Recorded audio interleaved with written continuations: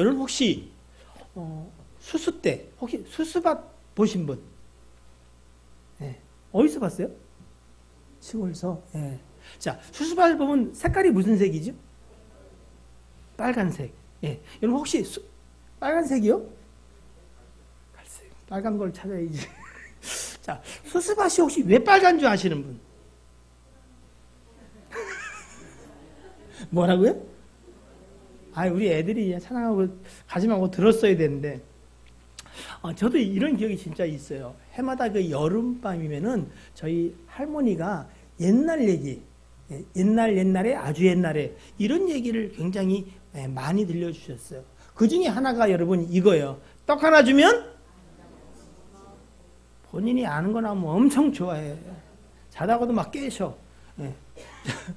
떡 하나 주면 안 잡아먹지. 이 얘기 있어요.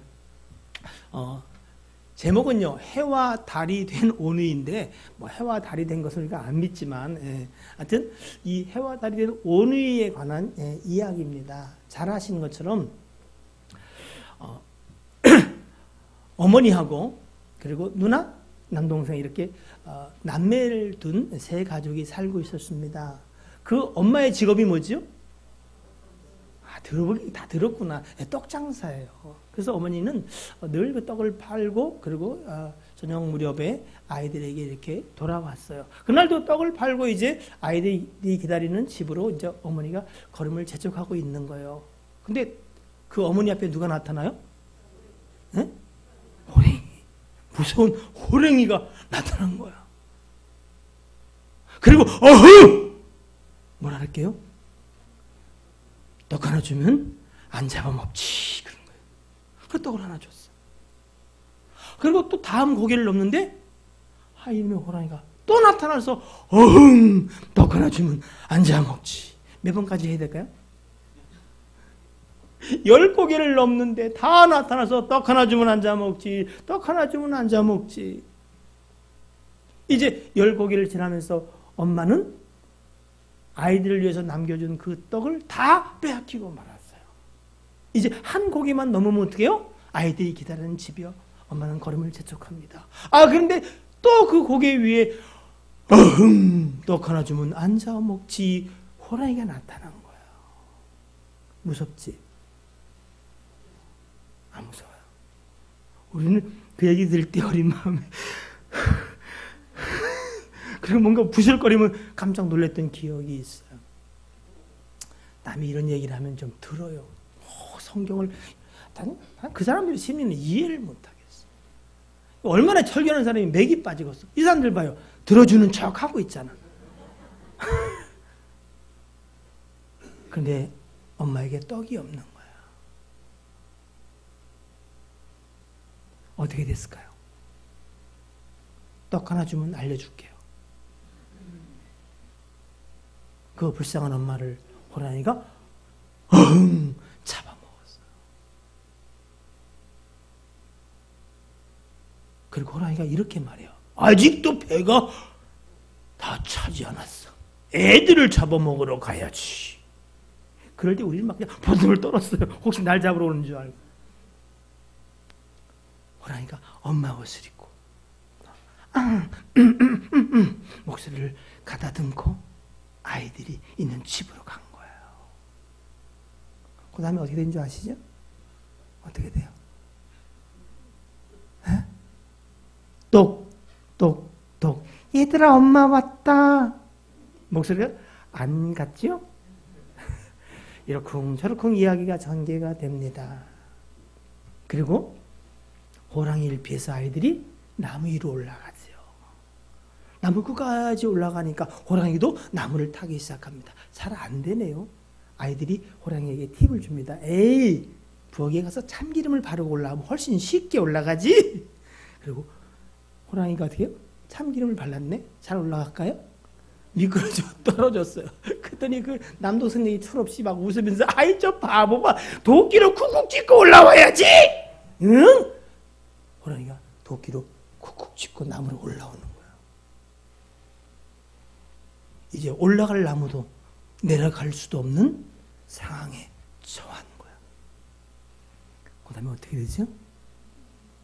남매가 하늘을 향해 기도합니다. 하나님, 하나님, 만약에 우리를 살리시려던 금 동아줄을 내려주시고 혹시 우리를 죽이시려면 썩은 동아줄을 내려주세요. 하늘로부터 동아줄이 내려와요. 무슨 동아줄일까? 하늘이 날 거 아니야. 하늘에서 이거 아재 개그인가요? 무슨 동아줄? 금 동아줄이 내려온 거야. 누나가 말합니다. 야, 금 동아줄 얼른 잡아. 남매가 하늘로 올라가는 거야. 호랑이가 무슨 생각했어요? 닭 쫓던 호랑이? 먹이 쫓던 호랑이? 하늘 보고 있는 거예요. 그러니까 그도 또 기도합니다. 하나님, 하나님, 혹시 저를 살리시려거든 썩은 동아줄을 내려주시고 급한 마음에 거꾸로 한 거야.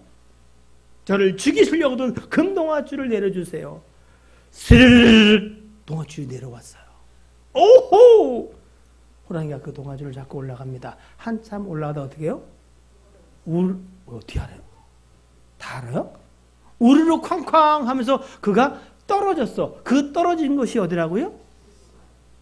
수수밭이요. 그때 떨어지면서 호랑이 똥구녕에 찢었다는 얘기가 있어요. 그리고 그 피가 수수대를 붉게 물들었다는 믿거나 말거나 하는 전해오는 얘기가 있어요. 재밌지, 민주야? 비웃는 거니? 아니면 설교 초반부에 믿거나 말거나 옛날에 이야기를 하냐면은 오늘 우리가 함께 나눌 이야기와 또 일맥상통하는 한 부분이 있어서 또 여러분 또 즐겁게 해드리려고 했는데 뭐 즐겁지는 않은 것 같아요. 비웃는 사람들이 대부분인데 그런 이야기가 있습니다, 여러분. 자, 여러분 보세요. 하늘에서 이렇게 동아줄이 내려오는 그 소리, 그 일은 사실은 이 남매에게는 뭐요? 기쁜 소식 아니에요? 왜? 갈 데가 없고 이제 죽은 목숨 아니에요. 바로 그들에게 그 동아줄이 내려온 것처럼 사실은 오늘 우리가 함께 살펴볼 이 복음, 이 복된 소식, 기쁜 소식은 땅에 뭔가 근거하지 않아요. 하늘로부터 우리에게 은혜와 선물로 내려온 금 동아줄 같은 복음이라는 거예요. 복된 소식, 기쁜 소식이라고 하는 것입니다, 여러분. 우리가 사실은 다 예수님을 믿지만 여러분, 사실은 우리는 오늘 이 로마서 1장 17절 말씀을 다시 한번 상고하면서 우리의 믿음을 좀 체크했으면 좋겠어요. 우리가 다 예수를 믿지만 여러분, 많은 사람들은 그 믿음에 관하여 인간의 의지적 믿음의 근거에 사는 사람들이 많아요. 무슨 얘기냐면은 예수 그리스도에 대한 이야기를 들었어요. 그래서 그래, 지적으로 동의해. 네. 그리고 여러분 예수 그리스도에 대해서 이야기하면 다 그냥 청산 뉴스야. 그리고 자기의 의지를 가지고 한번 잘 믿어보자, 바르게 믿어보자, 바르게 살아보자 하는 그 의적 믿음을 가지고 살아가는 사람들이 참 많습니다. 그런데 여러분 오늘 로마서 1장 17절에 말씀의 제목처럼 믿음으로 믿음에 이르게 하는 이 복음, 이것에 관한 이해가 여러분에게 충분히 그리고 바르게 있었으면 좋겠어요. 아니, 믿음으로 믿음에 이른다? 이게 도대체 무슨 말일까? 그 믿음이라는 말은 여러분 헬라어로 피스토스라는 말은 똑같아요. 근데 거기 뒤에 붙은 믿음으로 또는 믿음에 라는 그 전치사들이 좀 달라요. 무슨 얘기냐면 여러분, 처음에 믿음으로라고 하는 그 의로는 이런 뜻을 가지고 있어요. 그러니까 그 단어가 에크라고 하는 건데 시작 또는 발단, 근원을 뜻하는 그 기본 전치사예요. 그러니까 믿음에서 시작하여 뭐 그런 뜻이에요. 그리고 믿음에라고 할 때 그 에라고 하는 전치사는 여러분 에이스라고 하는 헬라어를 쓴다 그래요. 무엇을 향하여, 무엇을 위하여 또는 충분히, 완전히 이런 뜻을 가지고 있다 그래요. 그러니까 정리를 하면 이렇습니다. 이 말을 다시 한번 번역해 보면 믿음에서 출발하여 믿음 안에 완전히 이르러 이런 뜻이에요. 네. 즉 우리가 예수 그리스도를 처음에 믿잖아, 그죠? 그리고 믿음으로 살아간다고 생각하는데 사실은 그 믿음 안에는 구원뿐 아니라 믿는 자의 삶을 견인하시고 도우시고 마침내 예수 그리스도 안에 있는 그 믿음에 이르는 것까지가 세트로 포함되어 있다, 이런 얘기예요. 이 이야기는 이제 좀 진행하면서 다시 한번 말씀을 하겠습니다만, 여러분, 오늘 우리는 내가 믿는 과연 이 믿음이 어떤 믿음인가 하는 것들을 다시 한번 생각해 보기를 원해요. 많은 사람들이 예수 그리스도에 대한 이야기를 들어요. 들으면 어떻게, 아, 그렇구나, 나도 먼저 예수 한번 믿어봐야 되겠다, 그리고 좀 잘 영 믿는 거 확실히 좀 믿어보겠다, 이런 의지를 굳건하게 해요. 그게 나쁘다는 것보다는 여러분, 그 초보적 단계에서 항상 머물러서는 안 된다는 거예요. 그래서 많은 사람들은 자기가 예수를 열심히 한번 믿어보겠다는 그 의지가 마치 진짜 믿음인 것처럼 생각하고 살아가는 사람들이 굉장히 많아요. 그 부분을 사도 바울도 경계하고, 그리고 그 부분에 대해서 명확한 복음을 제시하기 위해서 오늘 이 로마서를 쓰고 있다, 이렇게 이야기하고 있어요. 자, 여러분, 로마서 1장 10절로 15절을 보시면은 오늘 사도 바울이 왜 로마에 가서 복음을 전하려고 하는지 그 애절하고 간절한 마음이 오늘 보여질 거예요. 보세요. 바울이 뭐라고 말하냐면은 어떻게 하든지 무슨 방법을 써서라도 이제 하나님의 뜻 안에서, 그러니까 내 자의적인 발상과 선택이 아니라 나를 향하신 그 하나님의 뜻 안에서 누구에게 나아가기를, 로마에 있는 너희에게로 나아갈 좋은 길을 얻기를 내가 구한다는 거예요. 간절한, 어떻게 하든지 내가 너에게 나아가길 원하는데 그것이 하나님의 뜻 안에서 내가 이루어지기를 구하는데, 11절입니다. 내가 너희 보기를 어떻게 해요? 간절히 사모하는 것은, 단어가 좀 이렇게 좀 강하지, 어조가, 그죠? 어떻게 하든지 또는 간절히 원하는 것은 그 이유가 뭐라고요? 11절에 어떤 신령한 은혜를 너에게 나눠주기 위한 거라는 거예요. 사도 바울이 어떻게 하든지 하나님의 뜻 안에서 하나님이 너에게 내가 나아갈 길을 열어주기를 원하는데, 내가 너희를 정말로 보기 간절히 원하는 이유의 첫 번째는 뭐냐면 내가 너에게 뭐를? 신령한 은혜를 나눠주기 위해서 그렇다는 거예요. 그러면 그 신령한 은혜를 나눠준 목적은 뭐요? 그 신령한 은혜를 말미암아 너희를 뭐요? 견고하게 하려 합니다. 다 예수 믿는데 여러분, 이 시대에도 예수 믿는 사람들이 수가 적다, 그래서 문제가 되냐? 그게 아니라 예수 그리스도를 믿는 사람들이 사실은 바닷물을 짜게 하는 그 4%보다 훨씬 많아요. 그럼에도 불구하고 예수 믿는 사람들이 또는 교회가 이 시대의 세상에 영향을 미치지 못하는 이유는 뭐예요? 우리의 삶이 그렇지 않다라고 세상은 이야기해요. 또 교회 속에도 이야기해요. 그래서 똑바로 살자, 바르게 살자 막 그러는데 여러분, 그건 복음에 대한 충분한 이해로 말미암아 거기에 대한 답을 가지는 것이 이 시대를 향한, 오늘 사도 바울이 우리에게 신령한 은사를 나눠주려고 하는 것처럼 우리가 그 신령한 은사를 말미암아 믿음 안에 견고히 서게 하는 데 있다. 오늘 우리 또한 이 신령한 은사가 뭔가를 다시 한번 확인하고 믿음 안에서 견고하게 서게 되기를 주의 이름으로 축복합니다. 제가 여러분 설교를 잘 못하기 때문에 여러분이 잘 들어야 돼. 그래야 저 목사가 무슨 얘기를 하는 줄 알아요. 졸다가 뭐 딴짓하다 그러면 여러분 잘 못 알아들어. 왜라고요? 설교자가 시원찮기 때문이다. 아시겠죠, 권사님들? 네? 지원사님 아셨죠? 이건 또 무슨 반응이지? 네, 어떤 잘 들어야 되는 이유는 목사 설교가 시원찮으니까 잘 들어야 무슨 뜻인지 안다는 얘기구나. 아셨죠? 자, 그러면서 12절에 이는 내가 너희 가운데서 너희와 나의 믿음을 말미암아 내 믿음을 내가 깨닫고 내게 깨닫게 하신 그 믿음을 너에게 증거함으로 말미암아 너희가 든든히 서는 것을 볼 때 나도 하나님의 위로를 받고 너희는 또 이 신령한 복음을 듣고 나로 인하여 서로 피차에 격려. 영어 성경은요, 견고히 서게 하려 합니다. 이렇게 번역을 하고 있기도 해요. 아무튼 복음을 전하는 자와 복음 받은 자가 서로 이 복음으로 말미암아 격려하고 안위받고 든든히 서게 하는 데 목적이 있다. 이제 14절입니다. 13절. 형제들아, 내가 여러 번 너에게 가고자 하는 것을 너희가 모르기를 원하지 않으니, 내가 여러 번 너에게 갈 길을 찾으려고 했다는 것을 너희가 기억했으면 좋겠다. 이 이야기를 하는 이유는, 그럼 왜 사도 바울은 이렇게 여러 번 오기를 원했는지에 대한 생각을 너희가 한번 해봤으면 좋겠다. 그런데 왜 그렇게 여러 번 가기를 원했냐면은, 이는 너희 중에서도 다른 이방인 중에서와 같이 어떻게 해요?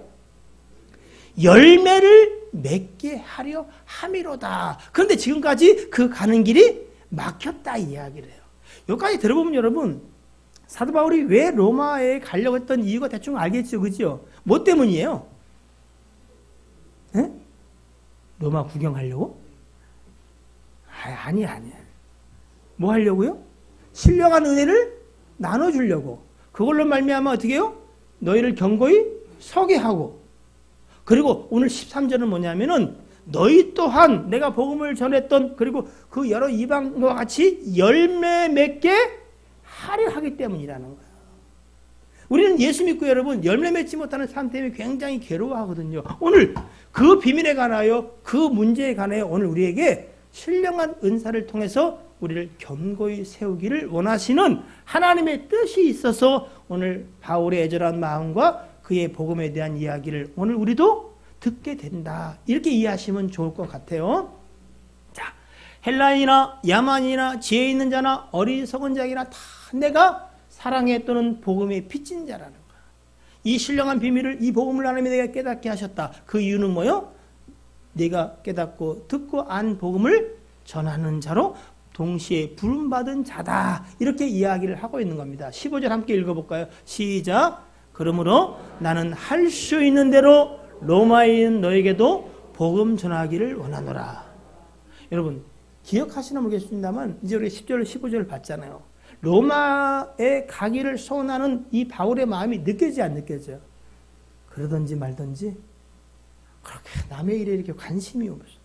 사다 보면 내가 어떻게 하든지, 그래 안 그래요? 내가 여러 번 가기를 원하고 지금 얘기를 하잖아, 그죠? 내가 간절한 마음으로 너를 보기를 원한다.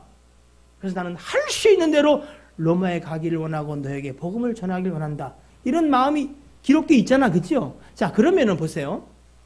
사도 바울이 왜 이 마음을 가졌을까? 신령한 은혜를 나눠주고 그들을 열매 있는 자 되게 하기 위해서. 그럼 여러분 이런 생각을 할 수 있잖아. 아직까지 로마에는 복음이 전해지지 않았구나. 그런 생각할 수 있죠, 그죠? 그렇다는 거야. 아니, 둘 중에 하나는 해야지. 아니면 아니든지, 그럼 그렇다든지. 자, 아멘입니까? 그럼 이렇게. 노멘입니까? 그러니까 리액션이 좀 있어야지. 그러니까 제가 부탁드리잖아요. 교회에 오기 전에 꿀은 먹지 마라. 에? 또 무슨 얘기인지 먹었대. 네. 자, 그런가 한번 보십시다. 로마서 1장 8절입니다. 7절. 로마에서 하나님의 사랑하심을 받고, 이 로마에서 하나님의 사랑하심을 받고 성도로 부르심을 받은 모든 자에게. 여러분, 복음에 대해서 사실 이 로마서만큼 명확하게 이해하는 데가 없어요. 복음은 우리가 어떻게 받게 됐냐? 하나님의 사랑하심을 받은 자가. 어떻게 거룩한 성도로 구별됨을 받았느냐? 하나님의 부르심 가운데서. 그러니까 우리가 성도라, 그리고 복음을 받았다는 이야기는 하나님의 사랑을 입었다는 거예요. 하나님의 부르심, 택하심이 없으면 그리 될 수가 없다는 거예요. 그럼 여러분은 하나님의 사랑 입었어요? 성도 맞아요? 그럼 내가 어떻게 된 자요? 그의 택하신 부르심을 입은 자요. 어떨 길에 앉아있는 분이 더 있겠지만 한번 확인해 볼 필요가 있어요. 얼떨리울 수가 더러더러 있어요. 그러나 저는 마음에 소원이 있다면 우리 교회는 얼떨리울 수가 하나도 없었으면 좋겠어요. 나는 얼떨결에 온 것 같으나 그 부르심이 오늘 여기 있게 하는 거구나. 자, 로마에 그런 일이 있다는 거예요. 그러면서 여러분 보세요. 8절. 먼저 내가 예수 그리스도로 말미암아 너희 모든 사람에 관하여 내 하나님께 감사함은 너희 뭐가요? 믿음이 어떻게? 온 세상에 알려져야 되는 거예요, 벌써. 그러면 로마의 복음이 전해졌다, 안 전해졌다? 전해졌다는 거예요. 예수 그리스도에 대한 기본적인 복음이 전해졌어요. 그런데 그들에게 또 복음을 전하려고 가고자 하는 간절한 마음의 소원을 바울이 가지고 있는 것은 뭐 때문이지? 이미 물론 얘기를 했어요. 신령한 은사를 주려고. 너희를 견고히 하려고. 너에게 열매 맺는 삶의 복음에 관하여 이야기하려고. 그 이야기를 저는 오늘 로마서 1장 17절과 연결하여 함께 은혜를 나누기를 원하는 거예요. 바로 이 복음은 뭐 때문에? 믿음에서 믿음에 이르게 하는 하나님의 의에 관한 이야기를 좀 하고자 하는 것입니다. 여러분이 조금 상태가 목사님 설교를 현찮게 하니까 내가 잘 들어줘야겠다는 마음으로 듣고 있는 거지요? 하늘이 고마워. 여러분 기도는 아니든 아무튼 그래도 이렇게 반응을 해주는 거 고맙습니다. 여러분 성도 맞지요? 밥 먹으러 온 거지요? 예? 말씀 들으러, 밥 먹을 때 조는 사람 아직 못 봤어. 근데 말씀 들을 때 조는 사람은 도로도로 봤어. 그래서 뭐 때문에 왔는지 내가 궁금할 때 있는데 분명히 여러분, 말씀 들으러 온 거지요? 예배하러 온 거지요? 우리 성도만큼은 이렇게 믿음 좋은 사람들이 없어.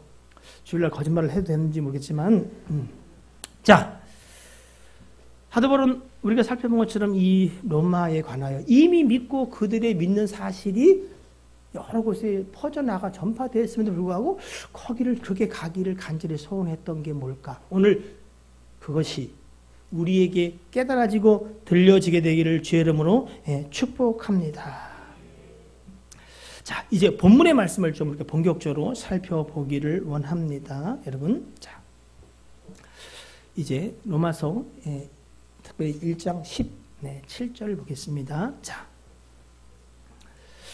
여러분 아시다시피 16절은 우리에게 뭐라고 이야기하냐면 16절 이 복음을 나는 부끄러워하지 아니한다. 혹시 여러분 복음을 부끄러워하는 분 계세요? 가끔 부끄러워하잖아요. 뭐 물건 사러 갔는데 깎으려면 어떻게 해요? 그때 누가 목사님 절대 날 부르지 마 그때. 그럼 깎을 수가 없어. 또 우리는 어느 가게 갔을 때 이제 부끄러운 얘기지만 거기 막 찬송가가 틀려 있으면 어떻게 해요? 반가워하면서 어떻게 해요? 그 찬송가 틀려진 것을 뭐 할 때 활용해? 가격 깎을 때 사용하지 않아. 같이 똑같이 믿는 사람인데 좀 싸게 줘요. 그런 거 하지 마. 사실은 혹시 오늘 올 때 성경 안 들고 온 사람 왜 안 들고 왔어?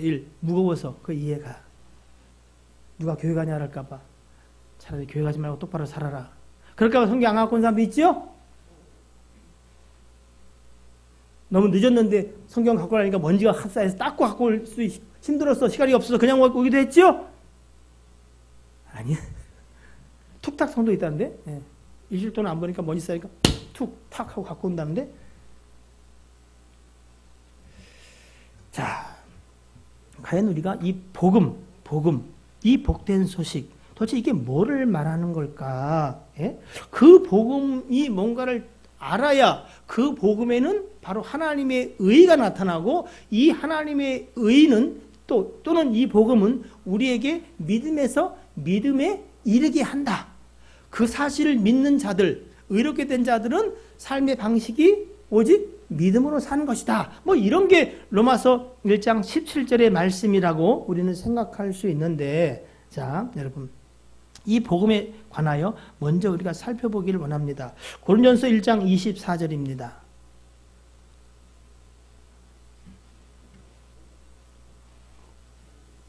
자, 오직 부르심을 받은 자들에게는 유대인이나 헬라인이나, 여러분 세상은 여러분 유대인이든지 아니든지 이거예요. 세상은 남자든지 중성도 있다고요?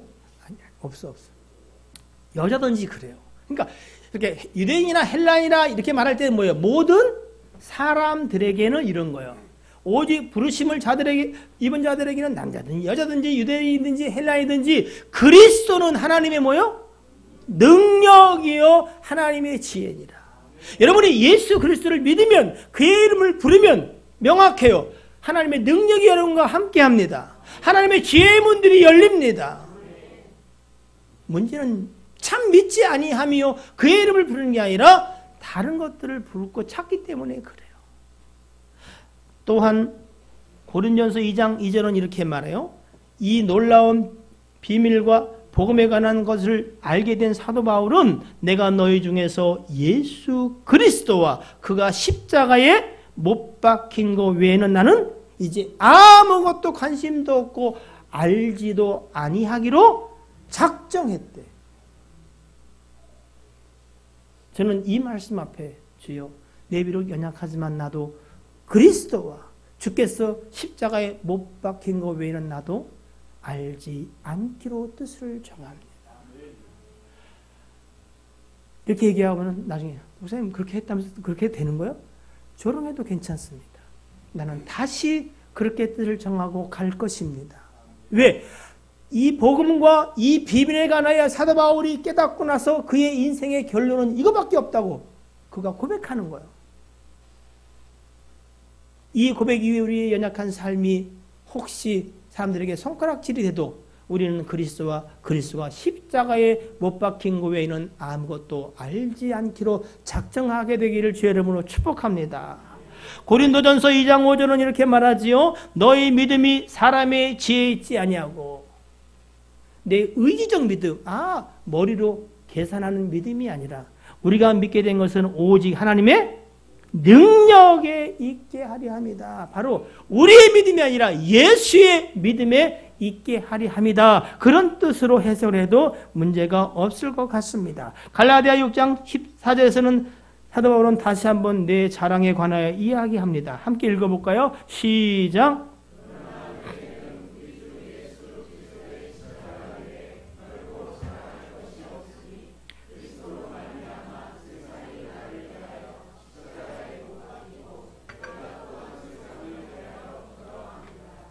사도 바울은 복음, 내게 들린 이 복된 소식은 오직 누구? 예수 그리스도 그리고 그의 십자가다 라고 말하면서 나는 그거 외에는 나는 더 이상 자랑할 것이 없다라고 그렇게 말합니다.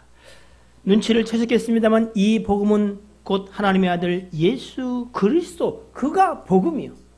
또 다른 것을 한 가지 더 얘기한다면 그가 지신 십자가가 복음입니다. 오늘 로마서 1장 2절에도 그렇게 말합니다. 이 복음은 하나님이 선지자들을 통하여 그의 아들에 관하여 성경에 미리 약속한 것이다.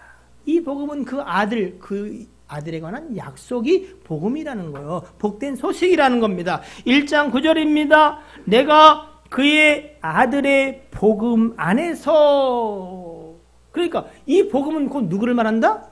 예수 그리스도. 여러분 복음을 들어야 돼요. 그래서 성경은 뭐라고 말하냐면은 믿음은 어디서? 들음에서. 그 들음은 뭐요? 다른 얘기를 들으면 안 돼. 전래동화는 그 복음을 이야기하려고 한 것이지 전래동화를 여러분에게 들려주려고 한 게 아니에요. 모든 예화든 어떤 성경의 말씀이든 우리의 삶의 경험이든 그것을 통해서 우리는 무엇을 말하고 들어야 된다? 예수 그리스도. 그리스도에 관한 말씀을 들어야 믿음이 생겨요. 왜? 우리의 믿음은 예수의 믿음이거든. 우리가 사실은 무지해서 이렇게 사는 거예요. 그 믿음의 놀라운 영역과 파워를 알면 우리는 오직 예수만 부르게 될 거예요. 근데 여전히 우리가 예수 이름보다 다른 이름을 부르고 다니는 이유는 뭐예요? 마음이 갈라져서 그런 거예요. 곧 예수 외에는 없는 줄 아는 이것이 우리의 삶에 처절하게 고백되는 날이 빨리 오기를 주의 이름으로 축복합니다. 자, 한 가지는 정해졌어요. 자, 로마서 1장 10절 복음에는 이 복음은 뭐라고요? 예수 그리스도 또는 그의 십자가에는 뭐가 나타난다? 하나님의 의가 나타나요. 예? 자, 의는 두 가지라고 이야기를 제가 많이 드렸어요. 그죠? 하나는 뭐요? 세상의, 사람의 의, 인생의 의가 있어요. 자기의 행위, 수고하고 선한 일들을 한 그것으로 자기를 의롭다 여기는 세상의 의가 있어요. 그래서 세상에는 어떻게 해요? 이 사람이 착하고 이 사람은 덜 착하고 그 의로움을 이야기하는 기준들이 여러 가지가 있는데, 그러나 여러분, 우리 인생엔 의가 있다 없다? 의가 없어요. 죄로 말미암아 사망과 그리고 본질상 진노의 자녀, 그리고 재앙과 그리고 절망 가운데 있는 게 인생이에요. 마치 어떻게 해요? 호랑이를 피해 다니는데 갈 길이 없어. 위로도 갈 길이 없고, 엉을 한번 더 해줘야 되나? 어흥! 그냥 더 이상 떡을 구하지도 않아. 그들의 목숨을 구하는 그 가운데 어떻게 해요? 땅에는 의가 없고 땅에는 피할 길이 없는데 하늘로부터 온 금 동아줄이 사실은 예수 그리스도라는 거야. 네? 그런데 동아줄이 두 개 내렸어. 예수의 동아줄이 있고 어떻게 해요? 자기의 의지적 믿음을 가지고 살아가는, 내가 믿고 내가 열심히 하고 내가 해보겠다는 그 동아줄을 잡은 사람도 있는데, 실제로 가다 보면 어떻게 해요? 어느 선까지는 비슷한 것 같아. 막 그 사람이 더 열심인 것 같고, 저렇게 믿어야 돼, 나는 왜 이러지? 막 그들 보면서 우리가 사실은 막 돌이키기도 하고 회개도 하고 절망도 가지요. 그런데 여러분, 예수의 믿음이 아니라 자기의 의적 믿음, 열심히 해야지, 똑바로 해야지, 예수 믿음 저렇게 하면 되겠어? 자신의 근거한 의적 믿음은 여러분 반드시 끊어집니다. 그때 여러분 정말로 자괴감과 절망감이 여러분을 엄습합니다. 그때 여러분 괜찮습니다. 돌이키십시오. 그것은 썩은 동아줄은 해답이 없어. 네? 저와 여러분을 왜 복되다 그런 줄 아십니까? 저를 보십시오. 자동차 운전하시는 손 들어봐요. 운전하시는 분. 손 들어도 괜찮아. 네, 내리세요. 장롱면허. 네, 장롱면허. 네. 이건 운전하던 사람들이 왜 장롱에 집어넣어놨어? 네? 자, 내비게이션을 써보신 분. 네, 손 내려. 이쪽은 어떻게 전멸이야? 자, 내비게이션을 딱 틀면 여러분 목적지를 설정하죠, 그죠? 오늘 올 때 혹시 목적지를 설정하고 오신 분? 없구나. 저는 요즘은요, 제가 원래 길치예요. 길치라서 어디만 가면 저는 그걸 찍어요. 네. 자, 보세요. 여러분이 이제 예수 그리스도 이 복음 안에서 이제 우리가 이 구원의 열차를 하는데 아무튼 자동차를 탔다고 생각합시다. 그리고 이제 내비게이션에 뭐를 찍어요? 여러분 최종 목적지 어디야? 네? 천국 또는 뭐 영생, 뭐 구원, 그리스도의 장성한 분량, 이렇게 만약에 내비게이션의 목적지를 쳤어요. 자, 갑니다. 가다 보면 여러분 혹시 내비게이션이 인도하는 걸 잘 몰라서 어벙벙하다가 딴 길로 가본 경험이 있다. 안 드는 분은 또 뭐야? 그냥 들어주는, 아유 눈치도 코치도 없고 어떻게 사는지를 모르겠어 내가. 자, 잘했어. 저는 수시로 잘못 들어가지고 삥 돌아오는 걸 아주 잘해요. 그런데 여러분 내비게이션이 어떻게 해요? 내가 가는 길로 따라서 내비게이션이 움직이던가 아니면 경로를 탐색합니다. 삐리리리. 그리고 다시 어떻게 해요? 원래 목적지로 설정해 안 해? 설정해. 우리가 복되다고 하는 것은, 그리스도와 함께 간다고 하는 것은 여러분 혹시 우리가 내비게이션의 길을 잘못 인도받았을지라도 어떻게 해요? 지가 알아서 재설정해. 다시 한번 구원의 길로, 그리고 천국으로, 그리고 장성한 분량으로. 여러분 그렇게 이미 세팅됐어. 이게 예수 믿는다는 거예요. 이게 복음이라는 거예요. 우리는 의가 없어요. 예? 의가 없는 자들이야. 누가 하나님을 찾는가 해? 하나도 없어. 의는 없나니 하나도 없는 게 이 땅인데 오직 하늘로부터 하나님의 의가 내려왔어. 그 의에 관하여 로마서 3장 21절인가요? 21절 22절. 이제는 율법 위에, 이 율법이라는 것은 인생의 수고와 애씀과 행위로 말미암아 스스로 의롭다 하려고 하는 그걸 얘기하는 거예요. 율법 외에 하나님의 한 의가 나타났으니 이 의에 관해서는 이미 율법과 선지자들이 계속해서 사실은 그 얘기를 해왔다 이 얘기예요. 22절 시작. 곧 예수 그리스도를 믿음으로 말미암아 모든 믿는 자에게 미치는 하나님의 의인이 차별이 없느니라. 인생의 의인은 그럼 차별이 있다 없다? 차별이 있어요. 의롭죠 한 사람, 그리고 저 따로 살면 안 되는데 판단과 차별과 이게 있어요. 그 가운데 있는 여러분들은 인생의 의를 쫓아가고 있는 거예요. 그러나 하나님의 의는 인생의 수고와 애씀으로 된 게 아니라 오직 하나님의 은혜야. 에베소 2장은 그것을 선물이라고 말해요. 은혜라고 말해요. 그래서 자랑할 자가 아무도 없다 그래요. 그래서 차별이 없어요. 그래서 교회에서는 하나님의 의를 쫓아 의롭게 된 것을 믿는 사람들은 자랑하지 않아. 그래서 여러분 인생의 의를 따라가는 사람들이 교만해. 그러나 하나님의 의를 정말 믿는 사람은 어떻다? 어떻다? 졸립다? 잘못 들었나 내가? 어떻다? 차별이 없고 겸손해. 다 주의 은혜입니다. 이 고백이 점점 여러분 앞에 진실되게 고백될 때에 하나님의 의가 여러분 가운데에 온전해지기를 시작합니다. 이 율법 예수 그리스도는 이 하나님의 의가 나타납니다. 근데 이 의는 20절처럼 예수 그리스도를 믿음으로 말미암아 그리스도로 말미암아 우리에게 주어진 하나님의 의예요. 의로우신 그분이 예수 그리스도의 십자가를 통해서 당신의 의를 나타내시고 예수 그리스도의 십자가를 믿는 자들에게도 의롭다 하려고 계획하셨어요. 그리고 이 일을 이루셨다고 성경은 우리에게 이야기하고 있습니다. 이제 여러분 오늘 궁극적으로 다룰 믿음에서 믿음에 이르는 이 복음에 관해서 우리가 이야기를 하고 마칠까 합니다. 여러분 믿음의 조상 그러면 누구를 말할 수 있죠? 아브라함이죠. 아브라함이 여러분 가장 대표적인 믿음에서 믿음에 이르는 샘플이기 때문에 우리에게 보여주고 계신 거예요. 자, 아브라함은 어떻게 구원을 받았을까요? 1. 100세에 난 그 아들을 아낌없이 하나님께 드림으로 말미암아. 웃어 벌써. 2. 오직 믿음으로 말미암아. 3. 그 믿음과 그의 행위가 연합함으로 말미암아. 자, 몇 번? 자, 3번부터 3번 손 들어요. 너 왜 손 내려? 자, 2번. 1번. 1번. 예. 들어준 거죠, 그러면? 자, 여러분, 창세기 15장 6절은 분명히 그렇게 말해요. 뭐라고 얘기하냐면 보세요.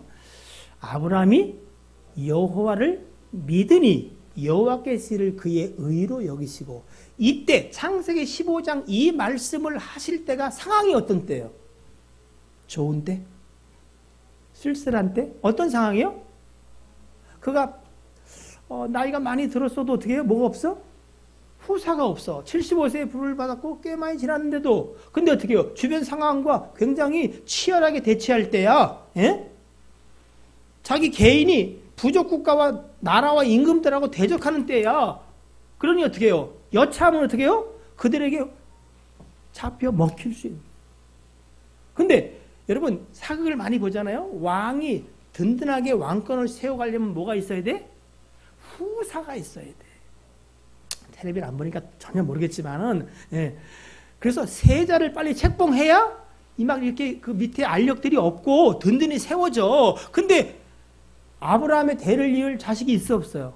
없어. 없으니까 아브라함 마음이 새까맣게 타는 거. 하나님 주시겠다는 아들은 언제 주십니까? 아니면 남들이 다 그러하듯이, 예? 제가 이 질 튼튼하고 그리고 믿을 만한 다메섹 엘리에셀 얘를 내가 후계자를 세워서 내가 이 삶을 좀 견고히 하기를 원합니다. 나뿐 아니라 이 부족을 누가 살리겠습니까? 그래서 그를 하나님께 소개하는 거 아니에요. 하나님 내가 얘를 후계자로 삼으려 합니다. 그랬더니 하나님 뭐라 그래요? 예, 아니다. 그러면서 그를 밖으로 나오래. 한밤중이었나 봐요. 그러면서 뭘 보라 그래요? 자, 하늘의 별을 봐라. 맞냐 적냐? 요즘 같으면 어떻게 해요? 보이는 게 별로 없지요. 예. 근데 여러분 정말 청정 지역에 가면 여러분 별 없는 것을 보기가 힘들어. 아주 빼꼼해. 어제 여러분 혹시 정글의 탑은 보셨어요? 거기 보니까 하늘 보여주는데 제가 백선에서 본 그 하늘이더라고. 진짜 별천지야. 많겠지요, 그죠? 그때 당시에 뭐 자동차도 없는데 공기가 이렇게 오염됐겠어요, 그죠? 너무 많은 거야. 많지? 그래, 네 자손이 이와 같을 것이다. 하나님 그렇게 하실 거군요. 상황은 변한 게 아무도 없는데 그가 하나님의 말씀에 예, 알겠습니다. 할 때 하나님은 뭐요? 그가 여호와를 믿은 걸로 보시고 그를 의로 여겼다 이래요. 여러분 창세기 15장에서 22장 이삭을 드릴 때까지 아브라함이 그래도 굳세게 믿음으로 이렇게 갔지요? 어떻게 알아요? 개판 어분전인 거 많아요. 에? 아유 10년 됐는데도 하나님이 계속 그 다메섹 엘리세엘도 아니라고 자꾸 이러시면 어떻게 합니까? 그래서 어떻게 해요? 은근슬쩍 하가를 취해가지고 이스마엘을 낳잖아. 에? 그리고 그 애가 좋아서 콧 빠지게 13년 동안 하나님이 등장을 안 해. 왜? 오직 그에게 마음이 뺏겨서 아브라함이 살았거든. 근데 하나님이 갑자기 나타나셔가지고 99세에 야 내가 완전하니 너도 완전하라. 그러면서 할례를 받으래. 구원은요 그냥 하나님의 역사와 계획하신 대로 진행하는 거예요. 내가 내년에 올 텐데 너한테 내가 아들을 주마. 그때 아브라함이 엎드려서 뭐요? 방직하기다. 제가 이제 100살이에요. 죽은 자와 똑같습니다. 아브라함이 웃고 장막 뒤에서 그 얘기를 들은 누가요? 사라가 방직해라. 나 이제 경수가 끊어졌어요. 애 낳을 수 없다는 거잖아요. 그래서 그 이름이 이삭 된 거 아니에요? 웃음. 애비도 웃고 어미도 웃고 아브라함 뭐라 그래요? 아이고 이놈이나 그냥 뭐 첩의 자식이나 이놈이라도 하나님 잘 믿고 살게 도와주세요. 하나님 뭐 제가 이 나이에 뭘 바라겠습니까? 라고 했어요. 그런데 하나님은 그들의 웃음과 상관없이 명년에 오셔서 그 일을 그냥 이루신 거예요. 예? 뭔 그의 믿음이 의가 됐겠어요. 그냥 하나님이 의라 칭하신 거예요. 하나님이 하실 일을 근거로 해서 그를 믿음이라 이야기한 거예요. 예?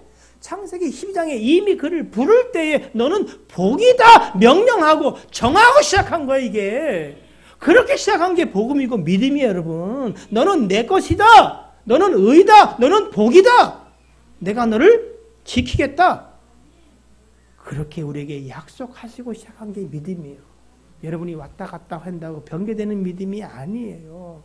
그리고 마침내 창세기 20장에 가서 하나님은 그의 믿음을 견고하게 세워서 그렇게 엉성하게 시작된 믿음, 하나님이 누군지도 모르는 우상장사의 아들로 컸던 그에게 하나님 계시하여 오라! 그리고 갈 바를 알지 못하는 가운데 그를 인도하여 그렇게 허접하게 시작된 믿음, 예? 그 믿음을 하나님은 그 믿음에서 예수의 믿음으로 마침내 끌고 가게 하사 아들 이삭을 드리는 번제로, 번제 드리는 거 어딘지 알죠? 예?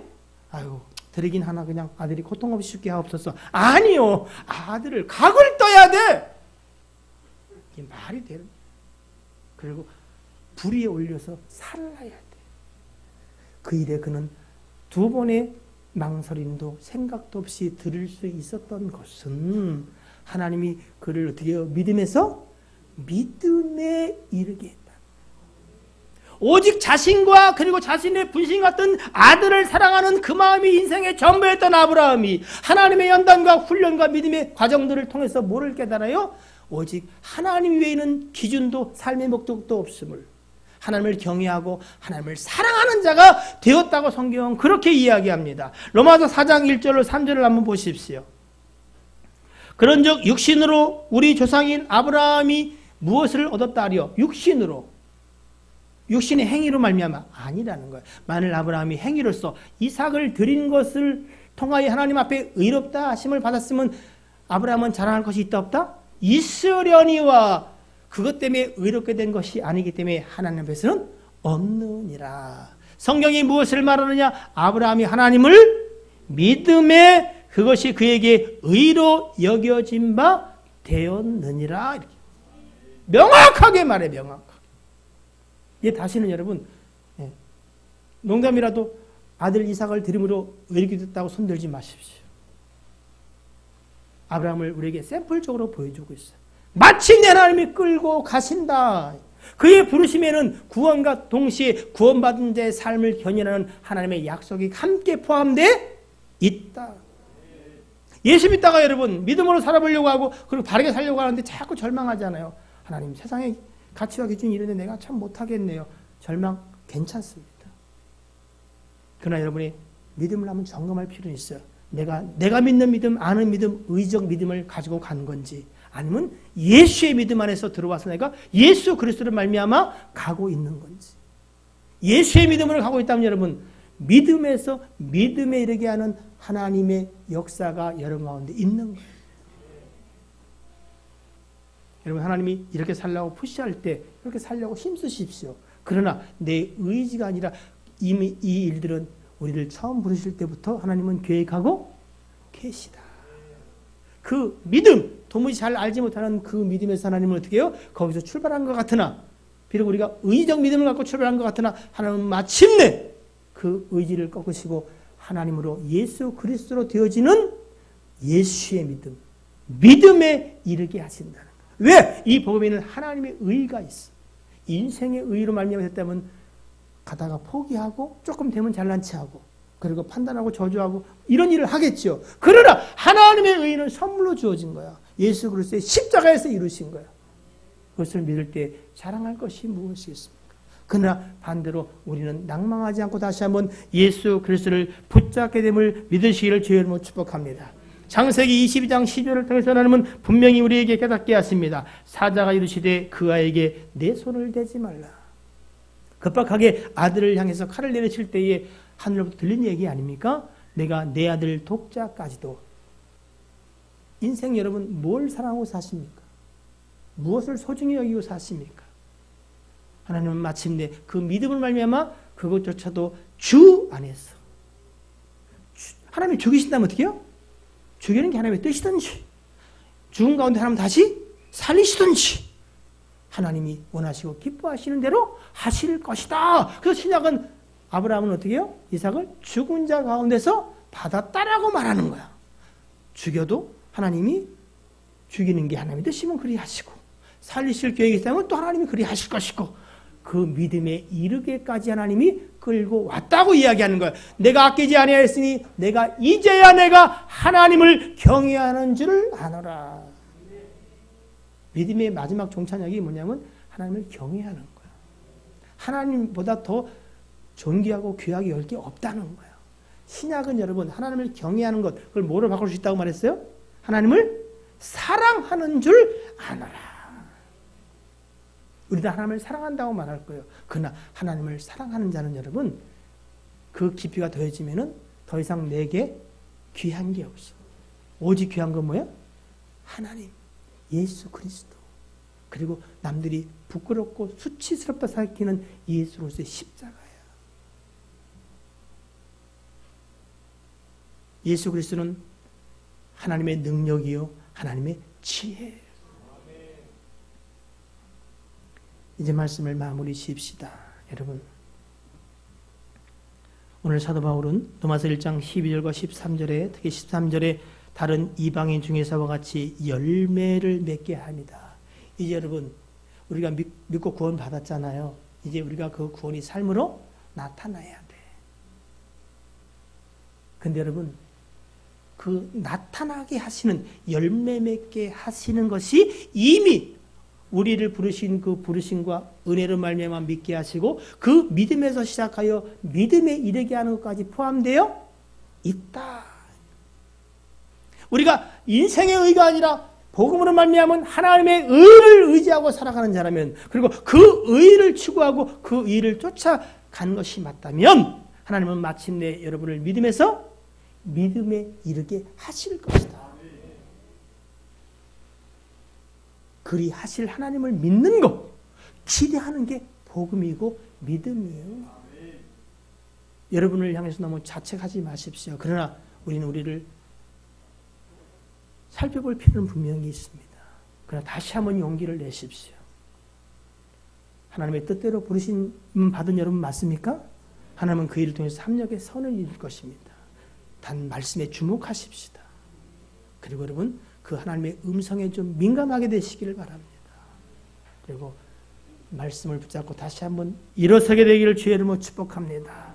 우리가 구원받은 것, 곧 믿어지게 된 것은 하나님의 택하심이 전제됩니다. 그리고 하나님의 전적인 은혜로 된 것처럼 믿음은요, 본래부터 우리 편에서 시작한 게 아니에요. 믿음은 누구로부터? 하나님으로부터, 예수로부터 시작된 거예요. 자, 히브리서 12장 2절입니다. 믿음의 주였도 온전케 하시는 예수를 바라보자. 믿음의 주인이 누구요? 예수 그리스도예요. 그 믿음을 성령으로 우리에게 계시해서 보여주셨어. 그리고 온전케 하실 분은 누구다? 예수 그리스도라고 성경은 이제 우리에게 그렇게 이야기하고 있습니다. 자, 갈라디아 2장 20절 말씀 우리 보겠습니다. 로마서 1장 17절은 마지막에 오직 의인은 믿음으로 말미암아 살리라 함과 같으니라. 과연 믿음으로 산다는 게 무엇인가? 갈라디아 2장 20절은 이렇게 말합니다. 내가 그리스도와 함께 십자가에 못 박혔나니 그런즉 이제는 내가 사는 것이 아니요 오직 내 안에 그리스도께서 사시는 것이라. 내가 육체 가운데 사는 것은 나를 사랑하사 나를 위해 자기 자신을 버리신 하나님의 아들을 믿는 믿음 안에서 사는 것이다. 오직 의인, 내 의가 아니라 하나님의 의로 말미암아 그리스도의 십자가의 공로로 의롭게 됐다고 믿는 사람은 이제 믿음을 주사 구원하신 그 믿음 안에 믿음에서 믿음에 자라게 하시는 하나님의 계획이 있음을 믿고, 예? 이제 믿음으로 사는 것은 마치 이런 것과 같아요. 사실 우리는 살아가면서 우리 인간의 의를 이야기할 때가 있어 없어요? 있지요. 또 이야기하고 싶어요, 안 해요? 이야기하고 싶어요. 사실은 오른손이 하는 걸 왼손이 모르라고 하지만 우리는 사실 어떻게 하고 싶어요? 내가 열심히 할 테니까 오른손 왼손이 다 알게 해주세요. 더 열심히 할게요. 막 이런 마음이 있어 없어요? 나만 있는 거예요? 하여튼 이 배신자들이 우리는 그 마음이 들어요. 근데 여러분, 하나님의 의로 의롭게 된 것이 맞다면 그 의인들은 믿음으로 사는 거. 그건 뭐냐면은 날마다 내 의를 부정하며 사는 거야. 하나님, 나는 의로운 자가 아닙니다. 나는 오직 하나님의 의로 의롭게 되었고 그 하나님의 의만 위하여 살기를 원합니다. 그래서 하나님은 마태복음 6장 33절에 결론적으로 이렇게 말하잖아요. 너희는 먼저 그의 나라와 그의 의를 구하라. 다 자기 왕국, 자기가 누군가 그 왕국의 왕으로 나타나기를 사람들에게 보여주시고 증명하고 싶어 하잖아요. 예? 그리고 자기 의를 나타내고 싶어 하잖아요. 근데 여러분은 이제 그리스도와 함께 사는 자예요. 그리스도 안에서 그리스도의 믿음으로 사는 자가 되었어요. 여러분, 이 비밀은 정말 깨달으면 좋겠어요. 자, 1분단 절 보세요. 자다가 이거 아멘 아니에요. 내가 그 아멘으로 인정하지 않을 거. 절 보세요. 정말 하나님을 믿으십니까? 여러분은 하나님의 영광이 곧 여러분의 영광인 걸 아십니까? 하나님의 나라가 확장되면 그 나라가 여러분에게 상속될 나라인 줄 아십니까? 그걸 알면 여러분, 아버지의 것이 내 것인 줄 알면은 큰 아들일까 작은 아들일까? 죄송해요. 갑자기 물어봤어요. 하나님의 것이 내 것이라는 신령한 비밀을 아는 자는 자기의 영광과 의의를 위해 살지 않아요. 그게 허망한 걸 알아요. 아버지께 곧 내 것이니 아버지를 영화롭게 하는 일에 힘써. 아버지를 사랑하는 게 곧 나를 사랑하는 줄 아는 거야. 사도 바울이 그 신령한 비밀을 은혜로 알았어. 그러니까 어떻게 해요? 이거를 알려주고 싶은 거야. 믿음에서 믿음에 이르는 하나님의 의. 이 복음에는 그 능력이 다 장착되어 있다. 이 일을 위하여 예수 그리스도를 보냈다. 그분이 다 이루었다. 만군의 여호와의 열심히 반드시 이루실 것이다. 그게 구약성의 이사야 9장에 있는 말씀이에요. 자, 이제 마지막 말씀이니까 한번 읽어봅시다. 시작. 이는 한 아기가 우리에게 낳고 한 아들을 우리에게 주신 바 되었는데 그의 어깨에는 정사를 메었고 그의 이름은 기묘자라 모사라 전능하신 하나님이라 영존하시는 아버지라 평강의 왕이라 할 것입니다. 그 정사와 평강의 더함이 무궁하며 또 다윗의 왕자와 그의 나라에 군림하여 그 나라를 굳게 세우고 지금 이후로 영원히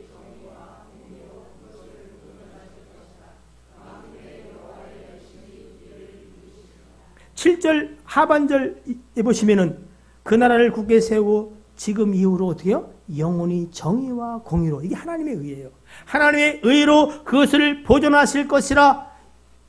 이것을 누가 한다? 만군의 여호와의 열심히 이를 이루시리라. 6절은 예수 그리스도에 관한 이야기예요. 그 예수 그리스도를 통하여 하나님의 의가 증명되게 하실 것이며 이것을 마침내 이루시는 것은 누구다? 하나님의 열심이라는 거예요. 저 여러분은 복음의 소식을 들었어요. 예수 그리스도를 받았어요. 거기는 하나님의 의가 있어. 그 일을 하나님은 마침내 하나님의 열심으로 뭐 한다? 이루실 것이에요. 자, 어깨를 펴고 저를 보십시오. 다시 한번 용기를 내고 시작하십시다. 하나님은 우리에게 하나님의 의로 말미암아 의롭다 하시고 구원받는 믿음에 이르게 하셨어요. 그리고 우리에게 또 하나님의 말씀을 들려주심으로 우리에게 열려 있는 삶을 살아가게 하십니다. 내가 이미 이루었노라. 만군의 여호와의 열심히 이루실 것이다. 다시 일어나 나와 함께 가자. 의지적 믿음이 아니라 인생의 의가 아니라 하나님의 의를 붙잡고 가는 예수의 믿음으로 여러분 그리스도의 이름을 부르십시다. 이제 여러분 하나님을 사랑하는 자 온전히 그 고백이 여러분 하나님 앞에 들어질 때에 여러분이 인생의 참 자유함을 느끼게 될 겁니다. 그리고 그의 크고 광활하신 능력을 맛보아 알게 될 날이 곧 올 줄로 믿습니다. 기도하겠습니다. 인생의 연약함을 고백합니다. 참으로 많은 이야기를 들었을지라도 우리 가운데 혼란도 있고 참으로 인생의 수고와 애씀으로 말미암아 공로사상으로 마치 내가 그 구원에 함께 일한 자처럼 자신을 자랑하고 싶을 때도 있었습니다. 하나님, 이제 우리는 어찌해야 할까요?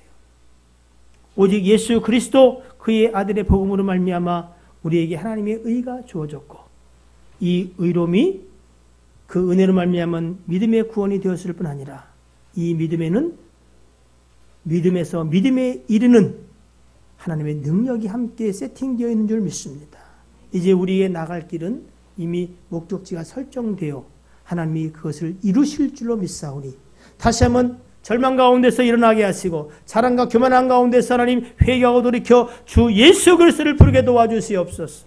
그리고 그것을 이루실 주님을 고백하는 고백을 날마다 드리고 믿음으로 살아가는 자들 다 되게 하여 주시기를 간절히 소원하며 우리 주 예수 그리스도의 이름으로 기도하옵나이다.